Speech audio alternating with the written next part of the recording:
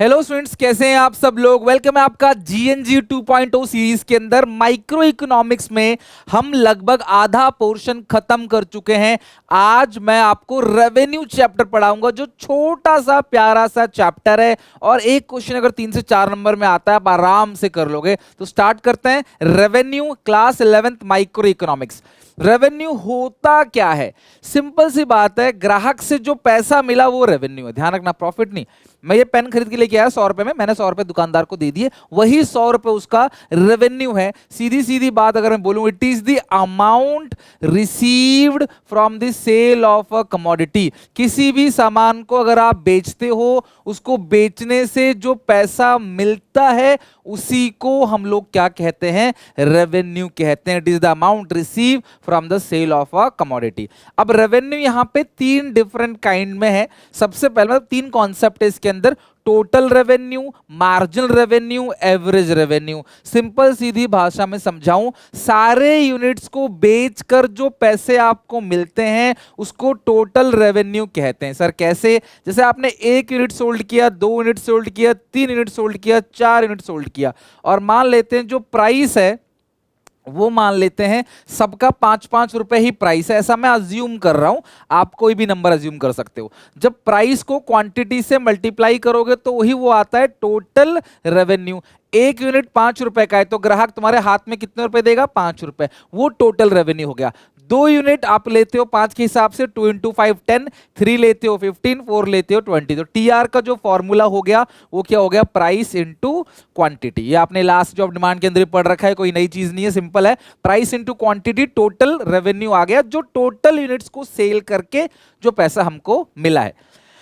एक additional unit को बेचने से जो चेंज आता है टोटल रेवेन्यू में, उसको हम लोग क्या कहते हैं? Marginal revenue. जैसे 1 यूनिट बिका है 5 रुपए का, तो मार्जिनल रेवेन्यू 5 है। इसके ऊपर मान लो 0 यूनिट होगा, 0 यूनिट में तो कुछ मिलेगा नहीं, तो 5 में 0 गया 5। 10 माइनस 5, अच्छा 1 यूनिट बिका 5 का, 2 बिके 10 के, दूसरा कितने का? 5 का। 3 बिका 15 का, 2 10 का था, तो 15 माइनस 10 5। 4 बिका है 20 का, 3 था 15 का, 20 माइनस 15 5। तो मार्जिनल रेवेन्यू होता क्या है? Same to same marginal cost जैसा, मार्जिनल प्रोडक्ट जैसा, मार्जिनल यूटिलिटी जैसा। एक एडिशनल यूनिट को सेल करने से जो चेंज आया टोटल रेवेन्यू में, उसी को हम लोग कहते हैं मार्जिनल रेवेन्यू, राइट? अच्छा, अगर एवरेज रेवेन्यू की बात करें तो एवरेज मार्जिनल रेवेन्यू क्या हो गया? TR N minus TR N minus 1, या फिर change in TR upon change in quantity. ये फॉर्मूला भी होता है, मैं आपको दिखाऊंगा अभी इसको। अगला आता है एवरेज रेवेन्यू। एवरेज रेवेन्यू क्या होता है? टोटल रेवेन्यू को जब आप प्राइस क्वांटिटी से डिवाइड दोगे तो एवरेज आएगा। भाई 1 यूनिट बिक रहा है 5 का, तो एवरेज तो 5 का ही है।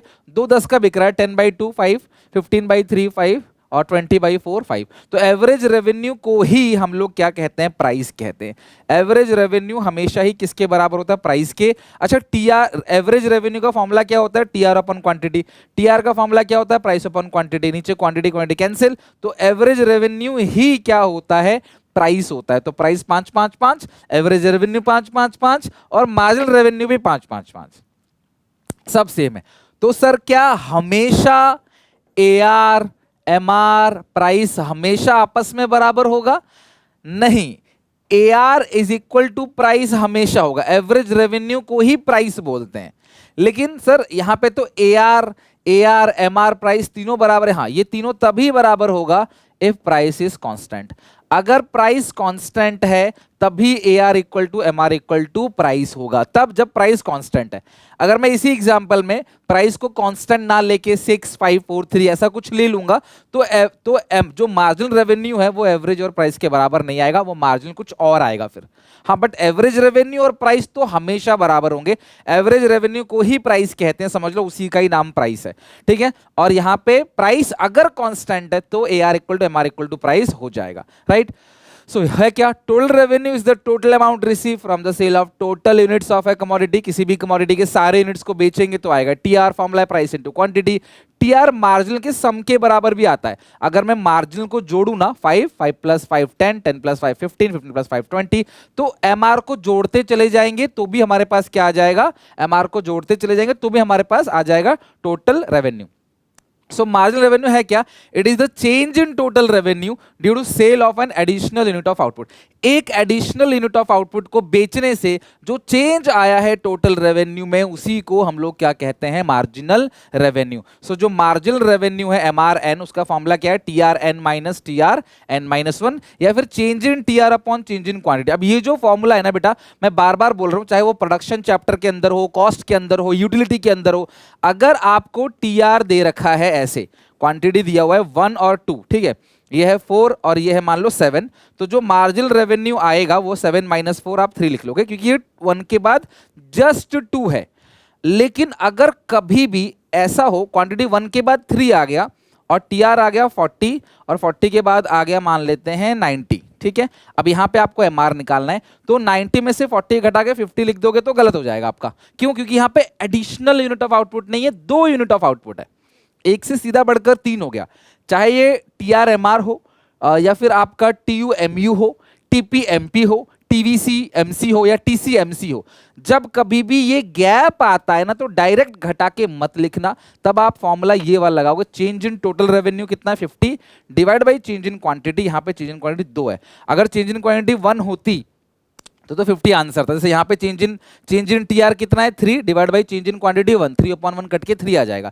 लेकिन यहाँ पे जो चेंज है वो है 50 डिवाइड बाई 2, तो यहाँ पे कितना आ जाएगा? 25 आ जाएगा। तो ये जो 25 है, इसको हम लोग क्या बोलते हैं? Marginal revenue. तो जो चेंज आया है टोटल रेवेन्यू में due to one additional unit of output, उसी को हम लोग क्या बोलते हैं? मार्जिनल रेवेन्यू बोलते हैं। तो चेंज यहाँ पे एडिशनल नहीं है, इसीलिए आपने change in TR upon change in quantity लेना है। तो कोई भी गैप, मान लो 1 के बाद 4 होता या कोई भी नंबर होता, तो इसका गैप डिवाइड बाई इसका गैप, उसी को बोलते हैं मार्जिनल रेवेन्यू। तो कभी पेपर में क्वेश्चन आए तो घबराना मत। एवरेज रेवेन्यू क्या होता है? Revenue per unit of output, her unit पे कितना रेवेन्यू मिल रहा है, इसका फॉर्मूला है TR अपॉन क्वांटिटी। और एवरेज रेवेन्यू ही किसके बराबर होता है? प्राइस के बराबर होता है। Average revenue is always equal to price. Average revenue ही क्या है? प्राइस है, ठीक है। तो देखो यहाँ पे स्केड्यूल मैंने ऑलरेडी बना दिया है। TR अपॉन क्वांटिटी आता है AR, TR को लिख सकते हैं P इंटू Q, क्योंकि कैंसिल, तो प्राइस ही एवरेज के बराबर है। क्वांटिटी 1 2 3 4 5 6 7, प्राइस को मैंने यहाँ पे घटता हुआ ले लिया 8 7 6 5 4 3 2। अब प्राइस इंटू क्वांटिटी क्या आएगा? TR आएगा 8 14 6 3 18 4 5 20 5 4 20 6 3 18 और 7 2 14। अब TR का डिफरेंस MR आएगा, पहला 8 है 14, क्योंकि इससे ऊपर तो कुछ भी नहीं होगा रेवेन्यू, तो इसलिए 8 minus 0 8, 14 minus 8 6, 18 minus 14 4, 20 minus 18 2, 20 minus 20 0, 18 minus 20 minus 2, 14 minus 18 minus 4। और एवरेज रेवेन्यू तो प्राइस के बराबर ही है, तो सेम उतार देंगे। तुम सेम नहीं उतारना चाहते तो TR अपॉन क्वांटिटी कर लो। 8 को 1 से डिवाइड दो 8, 14 को 2 से 7, 18 को 3 से 6, 20 को 4 से 5, 20 को 4 से 5, 18 को 20 को 4 से 5, 20 को 5 से 4, 18 को 6 से 3, 14 को 7 से 2। तो AR हमेशा ही प्राइस के बराबर होगा, चाहे प्राइस कांस्टेंट हो चाहे प्राइस फॉलिंग हो, ठीक है। और जब AR प्राइस के बराबर होता है, वो हमेशा ही होता है, लेकिन प्राइस अगर कांस्टेंट हो गया ना, अगर प्राइस मान लो किसी क्वेश्चन में कांस्टेंट है, तो उस सिचुएशन में AR MR के बराबर भी हो जाएगा, और प्राइस के बराबर तो होता ही है वो। तो ये बस इतनी सी बात आपको ध्यान रखनी है, और कुछ नहीं है इस पूरे के पूरे चैप्टर में। AR MR TR ये हो गया इधर y एक्सिस पे, x एक्सिस पे यूनिट सोल्ड हो गया। क्वांटिटी ये टोटल रेवेन्यू है, यहाँ पे आप चाहो तो इसको यहाँ से भी निकाल सकते हो, कोई प्रॉब्लम नहीं, ये आ गया आपका टोटल रेवेन्यू, आप ऐसे भी निकाल सकते हो। अगर आपने, क्या टोटल रेवेन्यू जीरो हो सकता है, एक सवाल ये आता है, तो यस टोटल रेवेन्यू जीरो हो सकता है if quantity sold is zero. Price तो देखो जीरो होगा नहीं, प्राइस तो कुछ ना कुछ होगा, जीरो प्राइस थोड़ी होता, कुछ तो प्राइस होगा। तो अगर क्वांटिटी जीरो है तो भैया टोटल रेवेन्यू भी जीरो हो सकता है। अगर एक भी यूनिट नहीं बेच रहे तो प्राइस को क्वांटिटी से मल्टीप्लाई करोगे, एक भी यूनिट नहीं बेच रहे, क्वांटिटी जीरो है, तो जीरो को किससे मल्टीप्लाई करोगे तो आंसर क्या आएगा? जीरो ही आएगा। तो ये पहले बढ़ रहा है देखो, फिर मैक्सिमम, फिर घट रहा है, और जहां पे TR मैक्सिमम है वहां पे MR क्या हो जाता है? जीरो हो जाता है। सेम TUMU जैसा है, ये लाइन ऐसे निकलेगी लाइन को छूते हुए। और AR तो प्राइस होता है, प्राइस हमेशा फॉल होगा, लेकिन प्राइस कभी भी जीरो नहीं होगा, तो वो घटते घटते जा रहा है एक्स एक्सिस की तरफ, टच नहीं करेगा इसको, बिकॉज जीरो कभी प्राइस होता नहीं है, प्राइस कुछ ना कुछ तो रहेगा, ठीक है। तो टोटल रेवेन्यू देखो यहाँ पे जीरो हो सकता है अगर क्वांटिटी जीरो है तो ये आपका TR हो गया, ये आपका MR हो गया, ये आपका AR हो गया। TPMP जैसे वो था ना TUMU, बिल्कुल वैसा ही, ठीक है। तो स्केड्यूल हो गया, डायग्राम हो गया, सारी चीजें हो गई। अब यहाँ पे छोटी सी बात जो मैंने पहले बताया था, AR can be zero only when TR zero. Average revenue तभी जीरो होगा जब TR जीरो है। जैसे अगर मैं बोलूं कि भाई एवरेज रेवेन्यू निकालना है, तो फॉर्मूला क्या है? TR अपॉन TR अगर जीरो है तो ही एवरेज रेवेन्यू जीरो होगा, और TR जीरो कैसे होगा? वो जनरली होता नहीं है, ठीक है, बट अगर हुआ तो ही होगा, अदरवाइज नहीं होगा।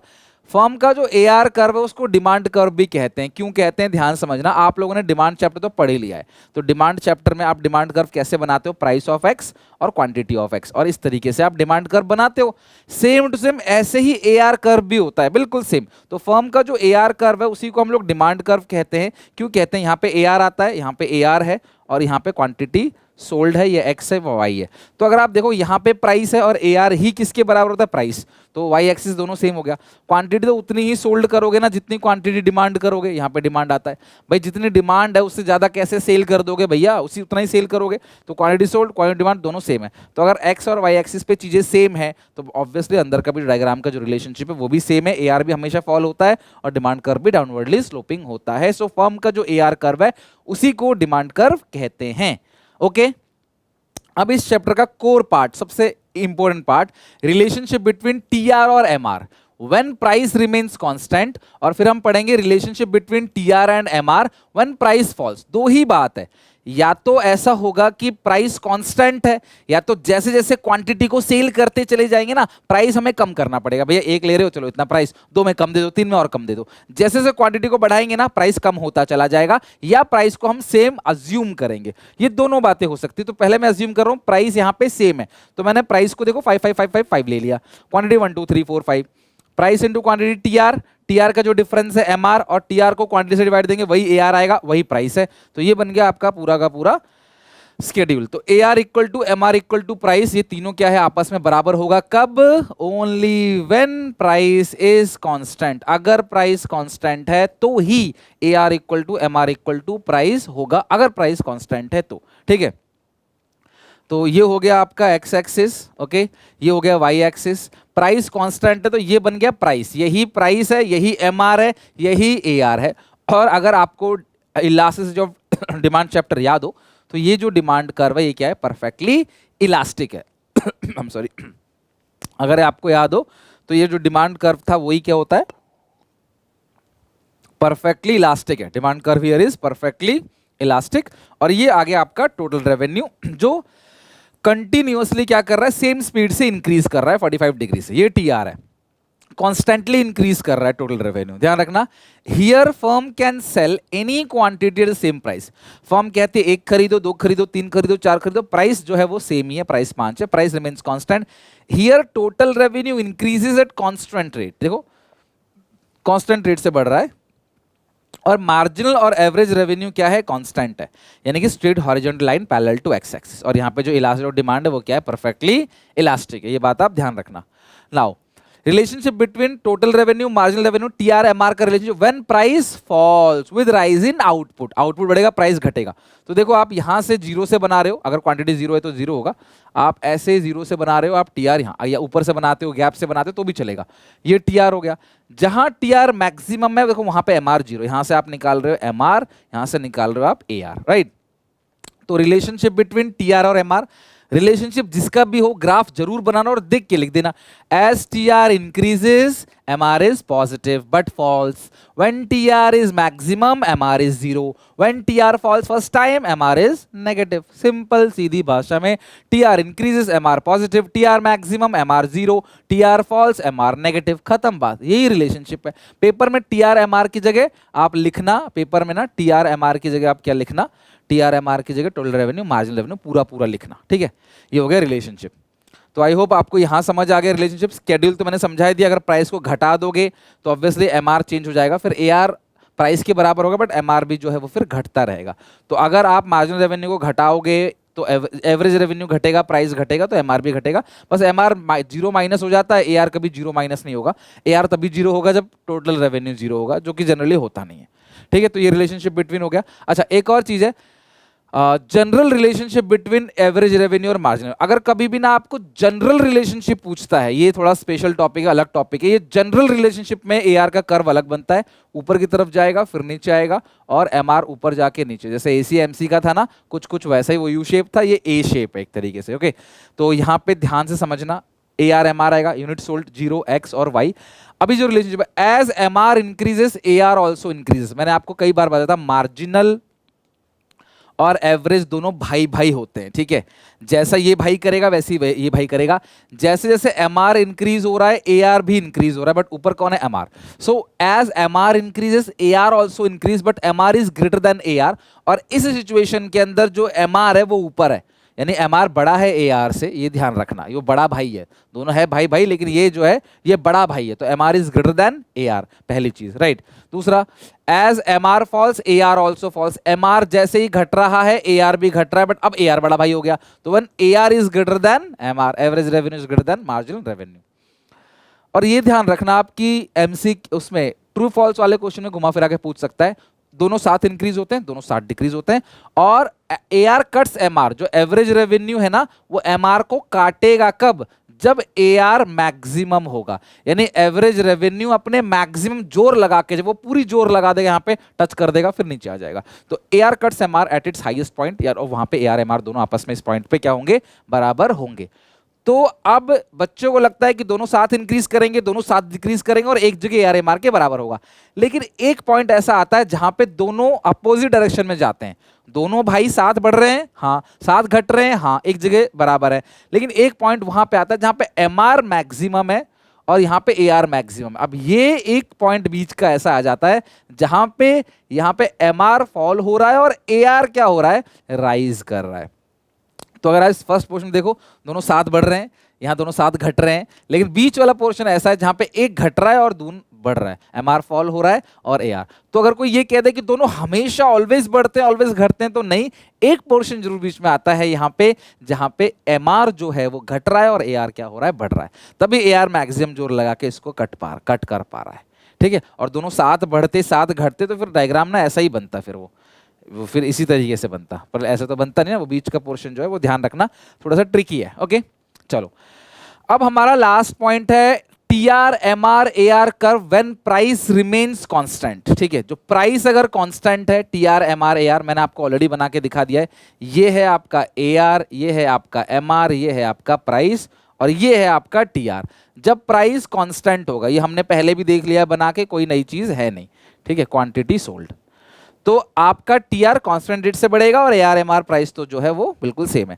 तो अगर आपको इसका स्केड्यूल भी बनाना होगा तो 1 2 3 4 5 और आप प्राइस को कांस्टेंट रखना, 10 10 10 10 10, प्राइस इंटू क्वांटिटी आएगा T R 10 20 30 40 50, price into quantity, और जो एम आर है वो माइनस करके निकालोगे 10 10 10 10 10, नीचे से ऊपर घटाओ, सब में 10 10 आएगा, और ए आर तो होता ही हमेशा प्राइस के बराबर है, तो ये बन गया आपका स्केड्यूल। कितना सिंपल है, ये बन गया आपका डायग्राम।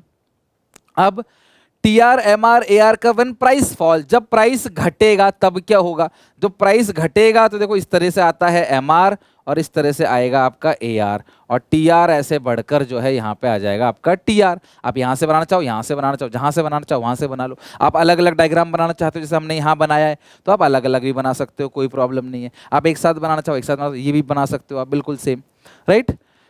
तीनों का हो गया। अच्छा, ए आर जो है थोड़ा सा क्विकली फॉल्स होता है, एम आर नहीं, एम आर क्विकली फॉल्स होता है, इसीलिए ए आर जो है एम आर से बड़ा है, ए आर धीरे धीरे नीचे गिरता है और एम आर क्विकली फॉल्स होता है। जहाँ पे टी आर मैक्सिमम होता है वहाँ पे एम आर जो है वो जीरो हो जाता है, उस स्केल से देख लेना, और ए आर नेगेटिव नहीं होता, एम आर जीरो और नेगेटिव दोनों होता है। अगर यहाँ पे तुम्हें बनाना है स्केड्यूल तो 1 2 3 4 5, अब जो क्वांटिटी है और प्राइस है वो प्राइस आपको बस कम करना है, लाइक 10 7 6 5 3, प्राइस कम करना है, प्राइस इंटू क्वांटिटी आ जाएगा टी आर, टी आर का डिफरेंस आएगा एम आर, और ए आर तो हमेशा ही प्राइस के बराबर होता है, तो ए आर तो यही आएगा, वो हमेशा प्राइस के बराबर होता है। 10 14 18 20 और 15, तो ये होगा 10, इस तो जीरो, तो ये 10 हो गया, ये हो गया 4, ये हो गया 18 में से 14 गया तो ये 8 हो गया, फिर 20 में 18 गया 2 हो गया, 15 में से 20 गया तो माइनस का 5 हो गया। तो इस तरीके से आप इसे एम आर को बना सकते हो, ठीक है, अपनी मर्जी से। बट जब भी आप घटाना तो कोशिश करना प्राइस को ना 10 7 6 नहीं, 10 9 8 7 6 ऐसे करके घटाना, ताकि ये हमेशा जो है एम आर घटता नजर आए। अब यहाँ पे क्या हो गया, 4 से 8 बढ़ गया, तो ये बढ़ना नहीं चाहिए, वो हमेशा घटता हुआ नजर आना चाहिए, ठीक है। नहीं, ये 10 हो गया ना, ये 14 में से 18 में से 14 गया तो 4 आएगा, सॉरी, हाँ अभी भी घट रहा है, वैसे कोई दिक्कत नहीं, वो हमेशा घटता हुआ नजर आ रहा है, तो ये भी घटता हुआ नजर आएगा जब आप नंबर आप सिमिलर नंबर लोगे, 10 9 7 6 चलेगा, राइट। प्रैक्टिकल प्रॉब्लम, अब यहाँ पे यूनिट सोल्ड दिया हुआ, प्राइस दिया, T R M R A R निकालना है, प्राइस इंटू क्वांटिटी कर दो, टी आर आएगा 5 8 9 और 8, टी आर का डिफरेंस आएगा एम आर, ये पहला 5 है, 8 में से 5 गया 3, 9 में से 8 गया 1, 8 में से -1। अब जो ए आर है वो तो प्राइस के बराबर ही होता है, तो ये हो गया खत्म बात। आप इसको सीधा करके लिखना, मैंने तो ऐसे ही लिख दिया ना। तो ये बन गया आपका क्वेश्चन, बहुत सिंपल है, इससे न्यूमेरिकल तो बहुत ही आसान है। कंप्लीट द फॉलोइंग टेबल, अब आपको कंप्लीट करना है, ठीक है। टी आर 7 है तो एम आर भी पहले पे क्या होगा, एम आर क्या होगा यहाँ पे, इसके ऊपर का मुझे नहीं पता तो चलो छोड़ दो। 10 में 7 गया 3, 10 - 1 9, 9 - 5 4। तो एम आर को जोड़ते चले जाओगे टी आर आएगा, टी आर को माइनस करते चले जाओगे तो क्या आ जाएगा आपके पास, एम आर आ जाएगा, ठीक है। प्राइस 7 है, क्वांटिटी तो 1 2 3 4 ही होगी, 7 1 जा यहाँ पे 7 और 5 2 जा 10, 3 3 जा 9, 1 4 जा 4, हो गया खत्म बात, सारा का सारा टेबल। तो बहुत सिंपल है, बहुत आसान से ये चैप्टर है। आई होप आपका अच्छे से हो गया होगा। इसको याद करके आना, प्रैक्टिस करके आना, पढ़ के आना। मिलते हैं नेक्स्ट वीडियो में नए चैप्टर के साथ। वीडियो अच्छी लगे लाइक और शेयर जरूर करना, चैनल को सब्सक्राइब कर लेना। Till then take care, bye bye से पढ़ के आना।